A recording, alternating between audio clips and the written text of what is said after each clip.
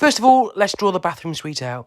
The soil pipe gets priority. It's 110mm, least amount of wet bends as possible. Here I've chose a WC corner suite. Takes up less space and it looks more appealing in the corner. Opposite, we're going to have a wash basin. Again, always make sure you've got isolation valves. The waste pipe for this will go under the floor as the joists flow in the right direction, so it's one straight length outside. That will be first fixed in white. On the left, you've got the hot-cold heating pipes. This bathroom suite, the clients have chosen a roll-top bath, which is a very posh appliance. I've chosen the position here because it's underneath the bathroom suite window. Also, the door is facing it. So the moment you walk into the bathroom suite, the first thing you see is the nice roll-top bath and the fancy feet. The next item is the standpipes. The bath has a standpipe for the hot and cold bath.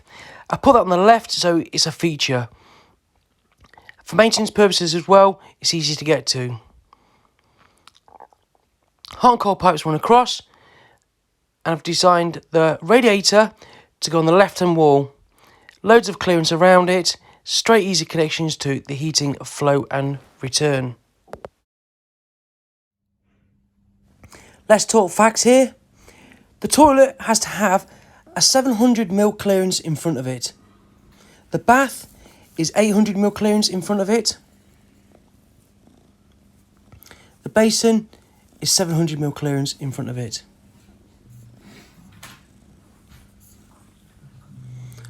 Also, all bathroom suites should have an extractor fan, and kitchens as well. You can set these on timer or on humidity. No, I get that. Yeah. Also, if you look at the regulations, it should have a temperature mixing valve for the hot water to prevent scalding. Once you've designed it, get all the bathroom suites, get the appliances, put them in the room when it's been plastered and clean, and just move things around and let the clients have a feel for what the sanitary ware feels like before it gets installed. They might have a different idea or a different suggestion when things are placed in the room.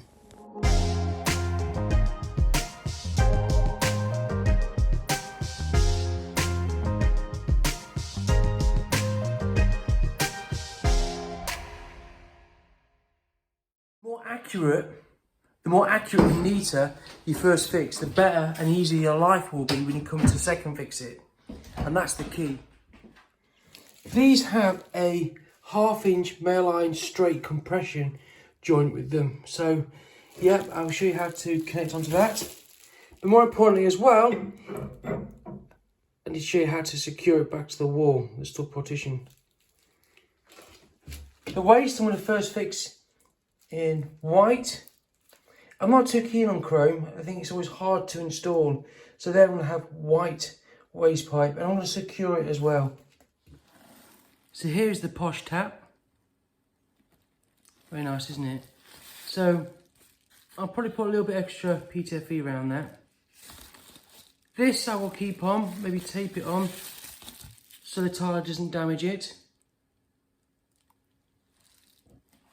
The fitting that's required for this is a 1/2" male iron straight compression. So because it's quite old pipe work and it's concealed, I put some jointing compound on that. And around here I will put PTFE, but the main seal is on the flange.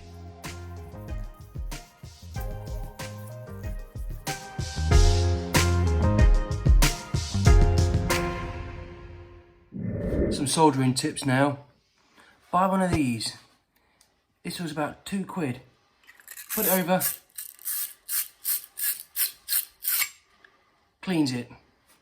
Now when you're soldering, what I've always done is a finger for 15mm. There you go. Each side for one joint. So this isn't mine, this is an old one. So you put this the opposite end to where the heat is. So let's take, for example, you pour in the blowtorch here. You add the solder on the opposite side. Okay. Also, you can add the solder where it's not going to be seen. So, for example, if that was coming down, if this was coming down externally, you could add the solder behind it. So the capillary action will take the solder around and you don't have to touch it. Flux it using a brush, but don't only put the flux in the pipe area and say a mil past. This fitting that I've just done in a wall, I fluxed the pipe and the elbow, purely for the fact I didn't want to take any chances.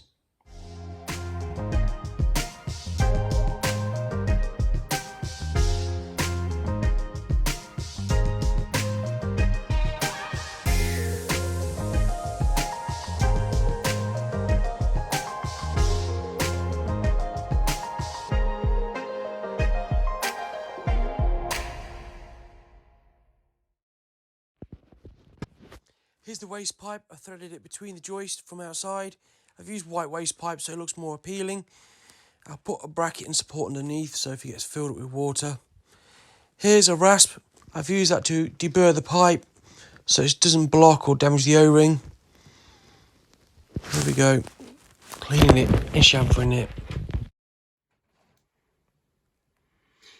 So this is first fixed. Next thing really is to just secure the first fixed pipes so that when the floor is tiled and when it's been tiled on the wall, this fits up back accurately.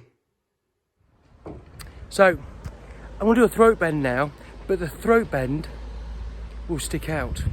So I'm going to do the first 90-degree bend a lot more, you'll see, and then we'll do a kick to make it level again. So all this so I can put the bend in and the throat bend isn't going to stick out so much. Here we go, top tip. Ta-da. Let's see if it fits. So here is a toilet that's going to be a corner toilet. Cistern will fit the corner as well. This just utilises as much space as possible. First fix for the toilet pan and cistern. And this will be connected by a flexible connector. And the flexible connector is going to be sufficient size to pull it back, connect, check for leaks, and push it back to the wall again. So for fitting the standpipes for the bath taps, I pre-soldered the 3/4 by 15mm bath tap connectors, tightened them up using a fibre washer. I put a pre-bend on the pipe so they can be threaded under the floor and easier fitting. For the standpipes, I used some tape to install them at the correct level. And here I'm just sliding the standpipes through the holes in the floor. You've noticed I've got the bends for easier install later on. If you look to the left, you can see the tape. I've just done that so later on for maintenance you can drop the top pipe down and get to the tap connectors should you need to get to them for any purposes.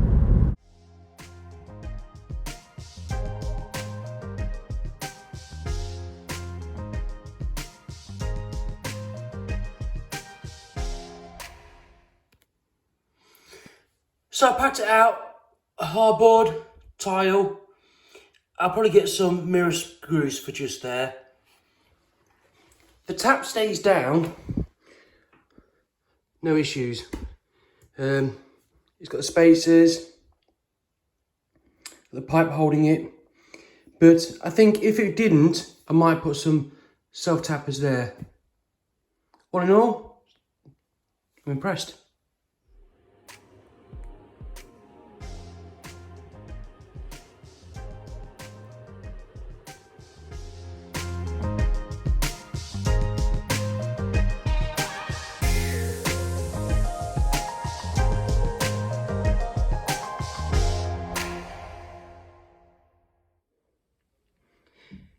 Put it in place, just double check. Yep, happy with that. I'm just going to make a mental note that just there, look, that's where the pipe is underneath, look, so I have to be careful there. Here's a concealed basin tap. I put some 3x2 secured it against the stud work and screwed the basin tap to the wood, making it nice and solid, level and flush.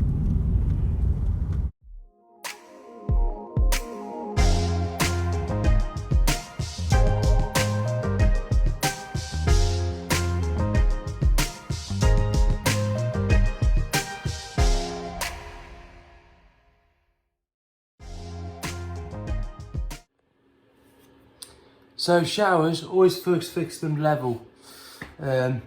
Makes life easier when you come to fit the rail. Usually, 95% of the time, the 150 centres.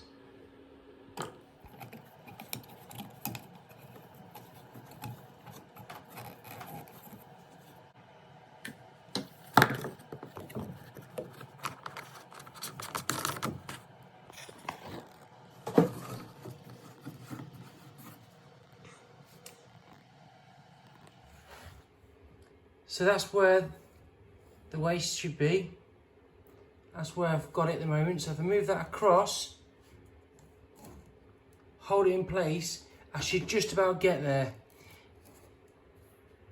So that's how you do it. Rest that in place.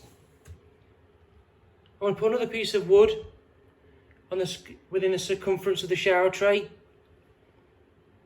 So it's got to fall. Bead of silicone in a washer on that. Drop the tray down and tighten it up. And there's the tray.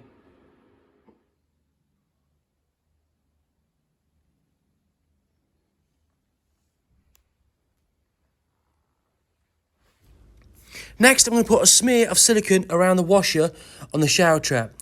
This is purely just to help seal, as underneath the shower tray you'll find scratches and small dents. Personal choice, on plastic threads, especially waste pipes, I tend to put a small amount of PTFE around the thread. This is just to give you some strength.